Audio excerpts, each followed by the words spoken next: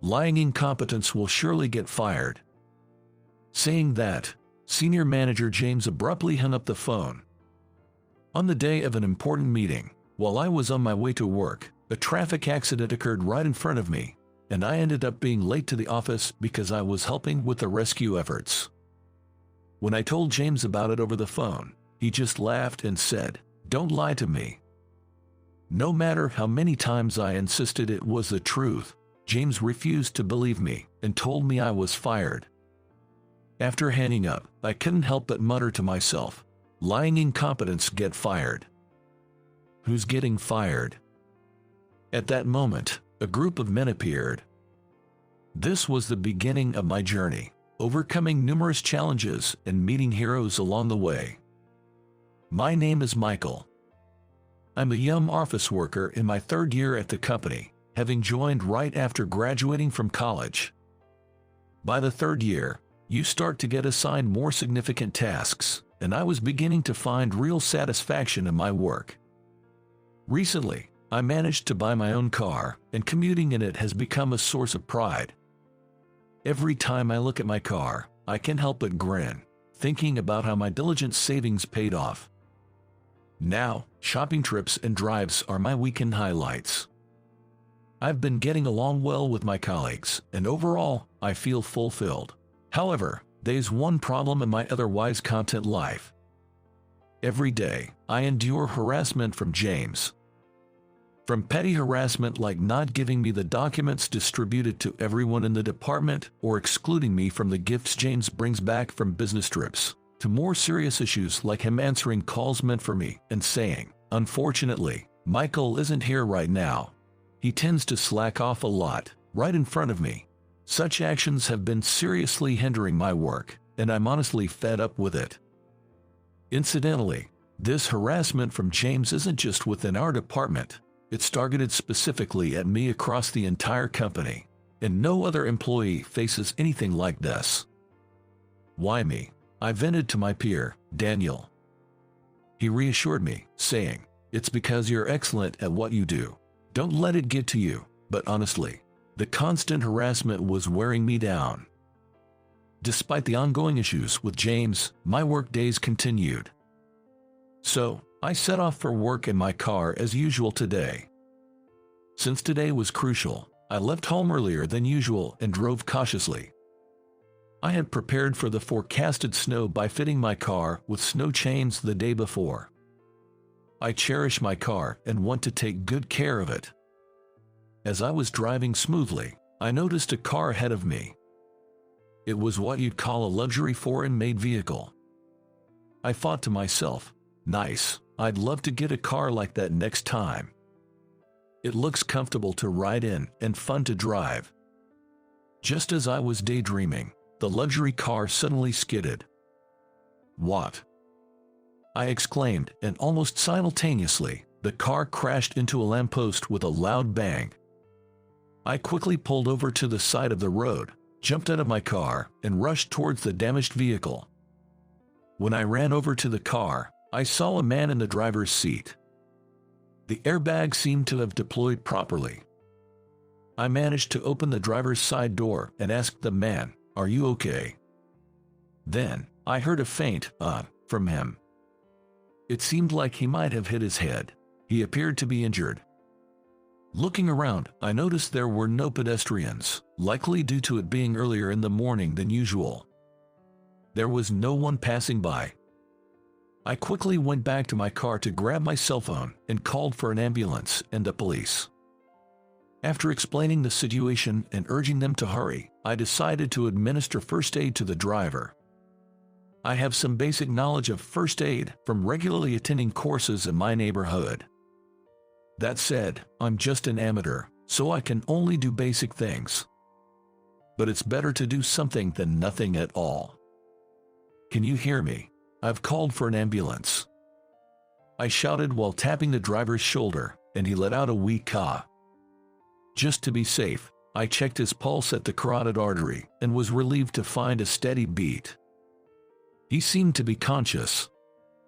Moving him carelessly might not be wise, especially since he appears to have injured his head. Laying him down on the snow-covered road wasn't an option either, and it would be difficult to move him by myself. Thinking he should at least stay warm, I went back to my car to grab a blanket I had and covered the man in the driver's seat with it. That's when I noticed he seemed to have a small cut on his head from the glass. So, I decided to press my handkerchief against the wound. I remembered to be careful not to come into direct contact with his blood while doing so. Soon after, I heard the sound of sirens in the distance, and shortly thereafter, an ambulance and a police car arrived. The man was safely transferred from his car to the ambulance. One of the paramedics asked me, "Are you the one who called? Would you mind accompanying us to the hospital?" Concerned about the driver's condition, I readily agreed with it, of course, and boarded the ambulance. Upon arrival at the hospital, the driver was immediately treated. Though he had sustained serious injuries, I was relieved to hear his life was not in danger. My relief was short-lived. Soon after, a person in a police uniform approached me, saying, "You're the one who called, right? Can you explain what happened?" Leading to a questioning session. By the time everything was concluded, it was almost noon, with the sun fully risen. I had left home early for today, and then I realized I hadn't contacted my office at all. Oh no, today of all days, I need to call them, my phone. I searched my pockets only to find my phone was missing. Why, I definitely had it this morning when I made the emergency call. I racked my brain and remembered leaving it in my car when I went to get the blanket. And my car was still parked on the side at the accident site. The hospital wasn't too far from the accident scene. I decided to hurry back to the site. Actually, there was a reason I left home earlier than usual today. It was the day of an important meeting at the company. A new project had started a few weeks ago, and I was one of its members. Incidentally, James was also a part of the team. Today was the day we were to present our directions for the project. I had prepared the necessary documents, but they, along with my laptop, were all in my car. Although I had saved the same files on my office computer, I had found a mistake in them, which I intended to correct early this morning at the office. I regretted leaving everything behind. And now my phone was in the car too. I should have worn my smartwatch that syncs with my phone. That way, I wouldn't have missed any notifications. With these thoughts, I finally made it back to the scene. My car was still parked on the side. I was relieved it hadn't been towed. I had locked it, so I quickly unlocked it to find my phone and work bag still there, untouched. Relieved that nothing was stolen, I was shocked the moment I saw my phone. The sheer number of missed calls and messages on WhatsApp was overwhelming. This is bad. Sweating profusely, I hastily tapped the screen and called my office, only for James to answer. "Hello." It's Michael. James, it's Michael." I was so flustered I introduced myself twice. It's you. So you finally decided to skip out, and on the day of an important presentation, no less." "It's not like that. There's a reason actually." I proceeded to explain everything about the accident. "And that's why I left my phone in the car." At that moment, I heard James let out a chuckle. "Ha. Who's going to believe such a story? As if an accident would just happen to occur right in front of you. Just admit you were slacking off." Frustrated by James's condescending tone, I insisted. "It's the truth. Please believe me."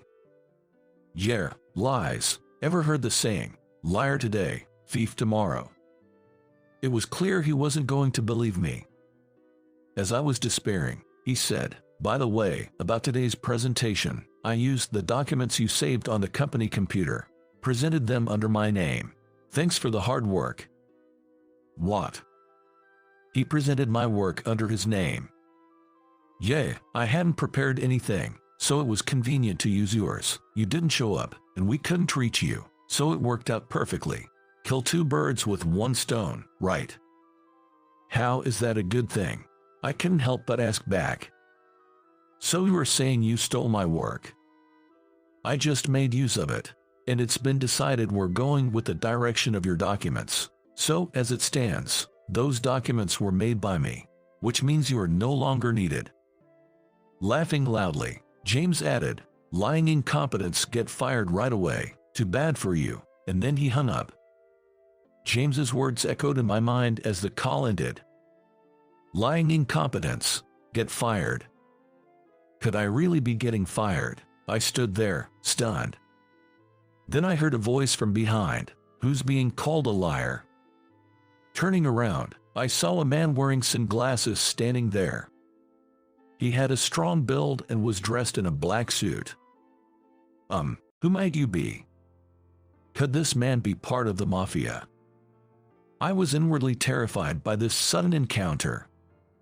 Sorry for the suddenness, but I heard you help my brother out. Need a hand, he said with a sly grin. Brother. As I stood there puzzled, 4 more men appeared behind him. Among them, one stood out, a gray-haired man wearing a suit with a distinctive pattern, radiating an aura far different from the other 3. I realized I needed to explain why I missed today's meeting and headed to the company. Upon arriving at the company and heading to a certain location, I unexpectedly ran into James along the way. Seeing me, James said, "What are you doing here?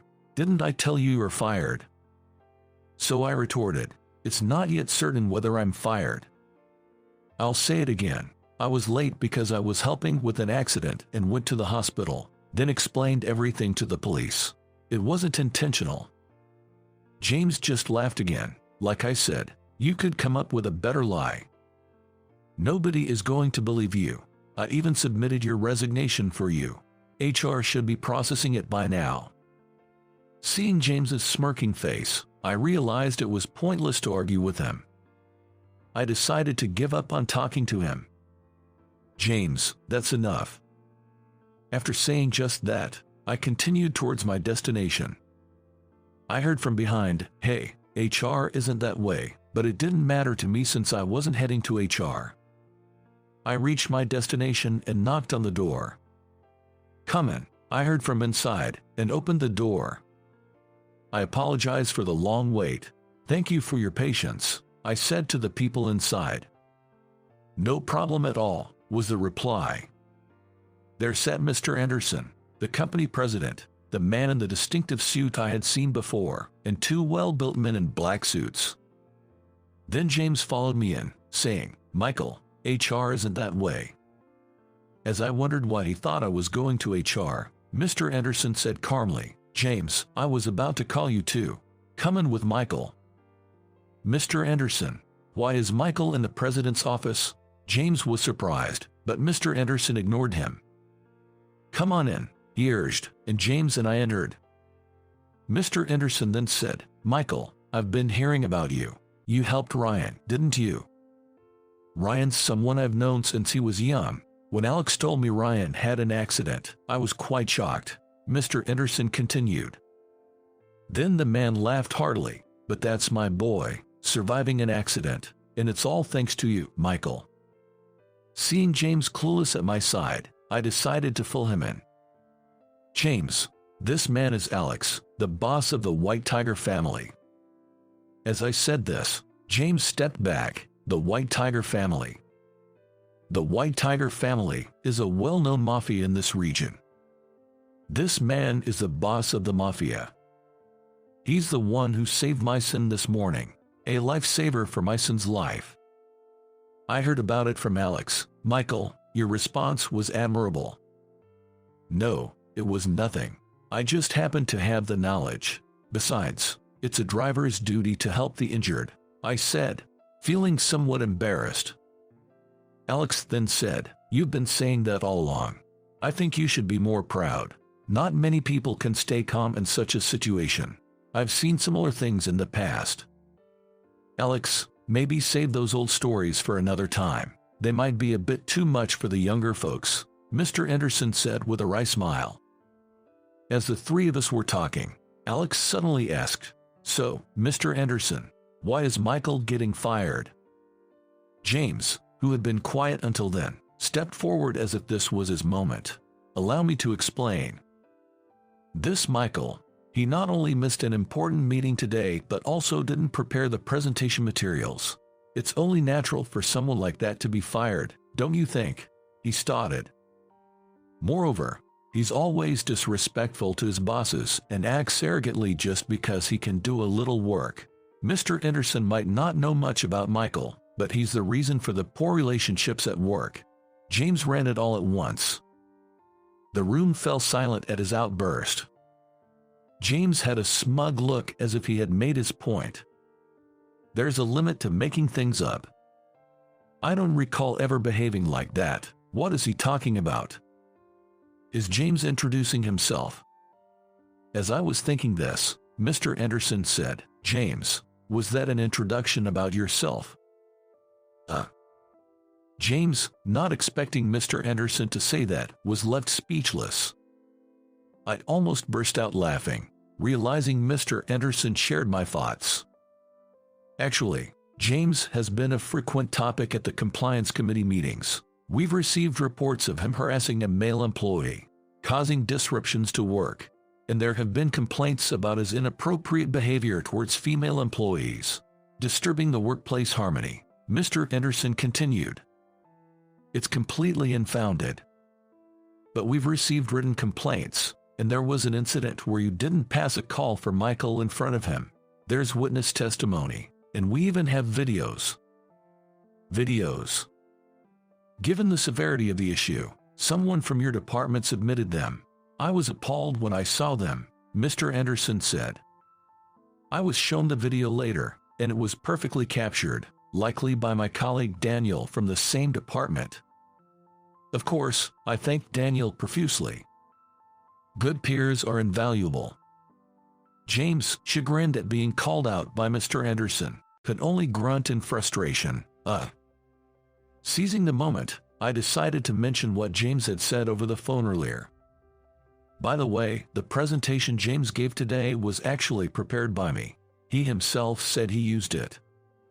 James, taken aback, glared at me and yelled, "Don't spout nonsense. You have no proof."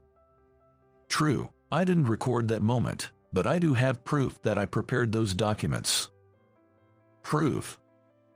"Yes, the proof is on my laptop here. It contains the PowerPoint for the presentation content. Isn't it strange for James to claim he made it when it's on my laptop?" "That's because you stole it from me." "That's not true.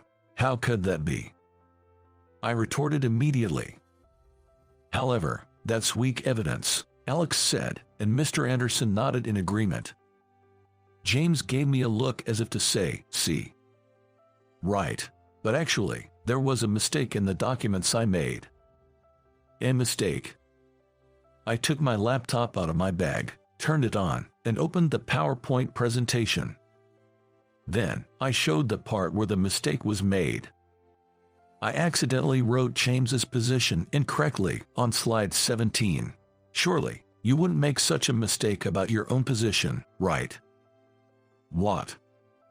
The slide read, "Under the direction of James, the department head." Besides, you wouldn't write about yourself in such a manner. I did it because it was for an internal presentation.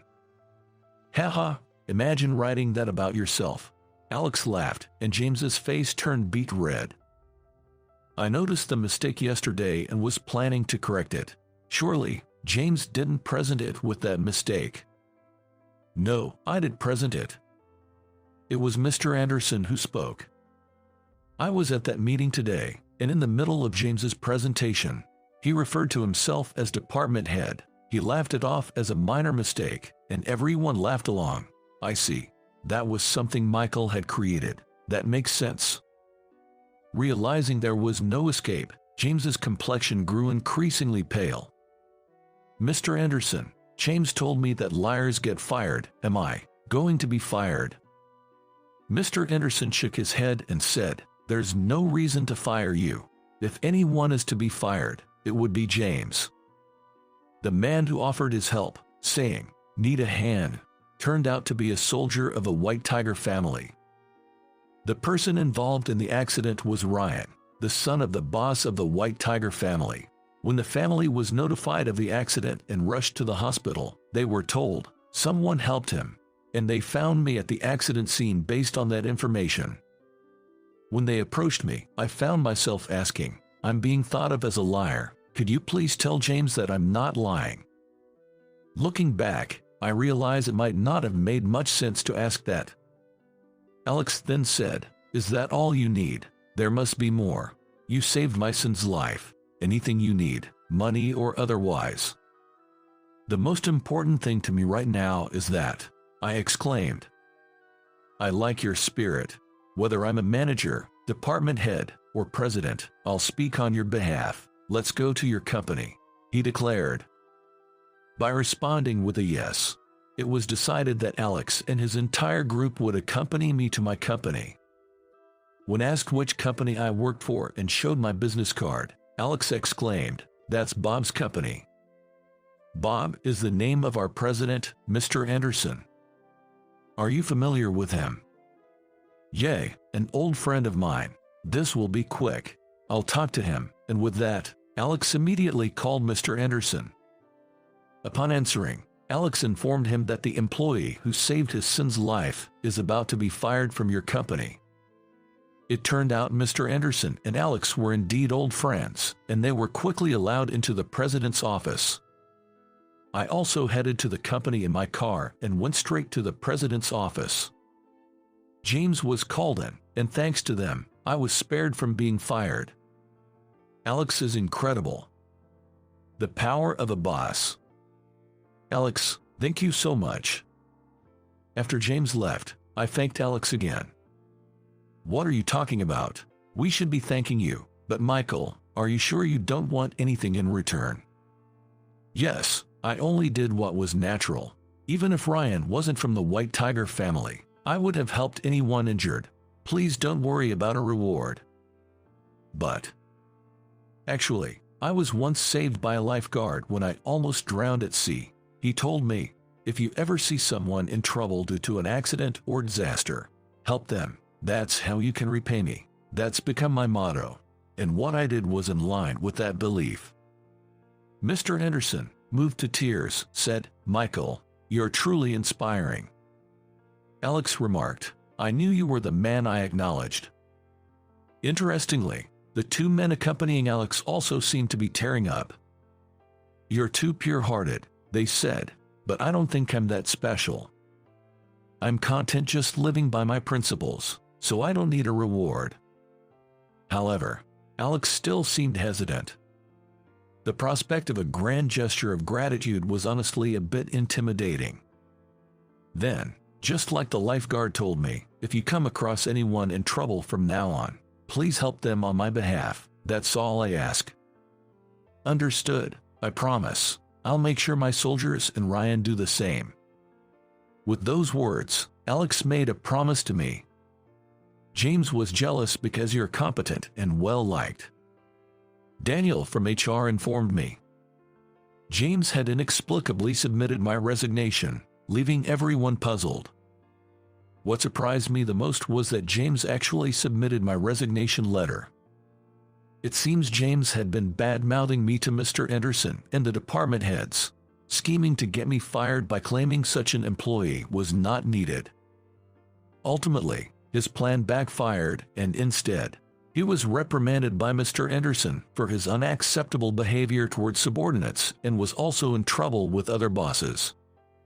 Despite James pleading not to be fired due to his past actions and the maliciousness of his behavior, it was decided that he was the one who would be let go from the company. With James gone, the office became a more pleasant place for everyone he had troubled, including me. A month after James's departure, I was thriving at work, free from his harassment. Ryan, Alex's son, was discharged from the hospital 2 weeks after the accident and has since returned to his normal life. Mr. Anderson and I were invited to Ryan's recovery celebration, where the White Tiger family treated us to a generous feast. Since then, I started meeting regularly with Alex and his crew, feeling like I had made friends who were older than me. I even began going out for drinks occasionally with Mr. Anderson. One day, our area experienced continuous snowfall, leading to a significant accumulation. It's rare for our region to get much snow, but this year, a severe cold wave caused unprecedented snowfall. The road in front of our company experienced a massive traffic jam due to the snow, with many vehicles stuck. The snow kept falling around our company, piling up more and more. I thought it would be good if we could at least clear the snow around our company when Mr. Anderson appeared with a large shovel. Mr. Anderson. Hey, Michael, work's not going anywhere with the snow, so I thought I might as well clear it, he said. I'll help too. I grabbed a shovel from inside and started clearing snow around the company. Seeing Mr. Anderson and me, other employees began to show up, saying, I'll help too, and we all started clearing snow together. While we were shoveling, I noticed the cars stuck on the road in front of us. The drivers must be having a tough time, unable to move because of the snow. I decided to make a gesture by providing some refreshments to those stuck. I bought a large amount of sandwiches and hot coffee from a nearby convenience store and distributed them to the people in their cars. Thank you. Let's all hang in there. We encouraged each other like this. Although this was all I could do, I hoped it helped, even if just a little.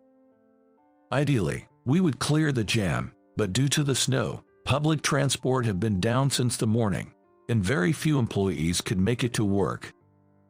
We were already doing our best just clearing the snow around our company. As we pondered what to do next, an unfamiliar sound approached.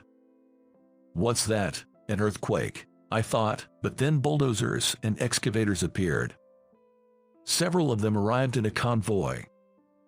Is this a raid attack? I blurted out, perhaps influenced by my recent interactions with Alex and his group. Michael, we've come to help, shouted Alex, disembarking from a bulldozer. Alex. We're here too. Peeking out from other bulldozers and excavators were Ryan and the soldiers of a White Tiger family. Why are you here? I asked in surprise. Alex, you're late, Mr. Anderson said with a laugh. Sorry, it's been a while since I've driven one, so I'm a bit rusty. Alex laughed heartily.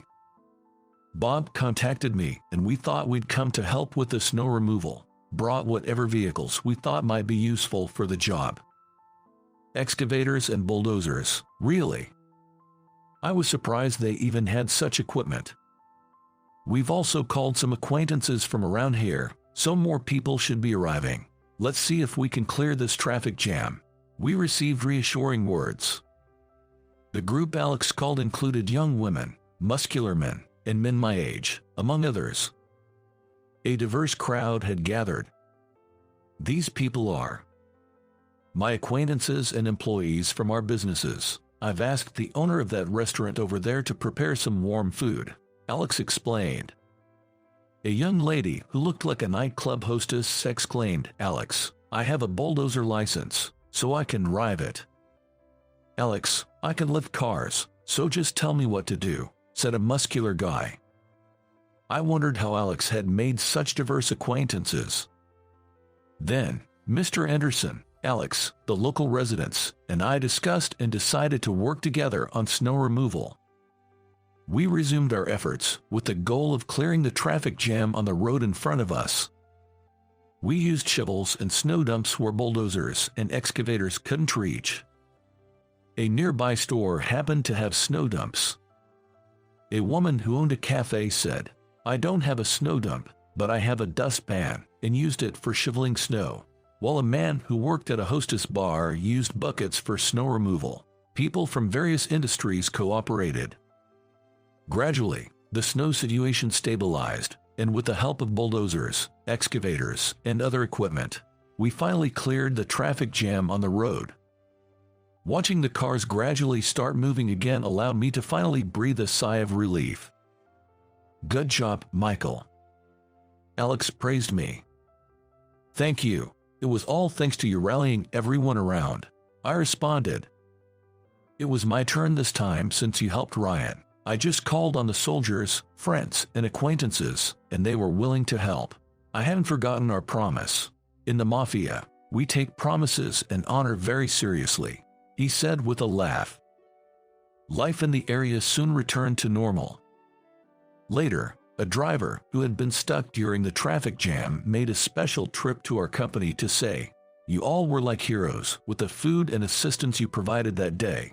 Hearing that was incredibly gratifying. But the heroes weren't just us. The White Tiger family, Alex, and the people he gathered were also heroes. After the traffic jam was cleared, the people Alex had gathered seemed to have vanished without a trace. They must have returned to their daily lives. Even though they were strangers to me, the fact remains that we all cooperated. The people from the White Tiger family were the same. We're mafia, so we can't exactly be in the limelight. Let's just say you guys did the rescuing, I was told. So, the people stuck in the traffic jam probably think we were the only ones who helped. But that's not the case. There were many other heroes there too. I'll never forget that. After that snowy day, I had no further contact with Alex and his group. Alex said it wouldn't be good for a young man with a future to be known for being close to the mafia like us. It's best if we end our association here. Indeed, me being close to mafia members might not sit well with society. But parting ways with people I had grown close to felt quite sad. Alex and Mr. Anderson were old friends, but they hadn't met in years for that reason. "I'm going to miss you," I admitted honestly. "Yeah, I will too, but this is the line we draw," Alex replied with a sad smile. The fun times I had with Alex, Ryan, and everyone from the White Tiger family are unforgettable. Ryan then told me, "Michael, anyone who helps someone in trouble can be their hero. Meeting you made me realize that, now, be someone's hero is our motto in the White Tiger family." I never imagined that a simple act of helping someone could lead to so much gratitude and so many new connections. Take care, Michael. You too. Take care. With that, I parted ways with the White Tiger family. Since then, my involvement with the people of the White Tiger family has ceased. Though I no longer meet them, I'm sure they are all doing well. I am well aware that they were the heroes on that snowy day. Afterward, I was promoted and given the position of assistant manager. Apparently, it's the first time someone my age has held this position within the company. Based on your character and work performance, we want you to keep up the good work. Mr. Anderson personally encouraged me, which motivated me to work even harder. If someone is in trouble and I can help, I will. I want to continue to be able to do such natural acts of kindness. I vow to live up to the coolness of those people from that day and to become someone's hero.